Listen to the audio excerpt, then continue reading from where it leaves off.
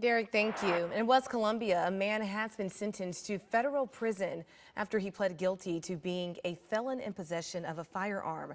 Prosecutors say Kendolius Cortez will spend 8 years in federal prison and a 3-year term of court order supervision after his release. Evidence presented to the court shows that from April through June of 2023, Jones sold 13 firearms to undercover agents from the Bureau of Alcohol, Tobacco, Firearms, and Explosives. Investigators say they found some of the guns were stolen and some were capable of accepting large magazines. Jones was prohibited from having firearms because he was a felon.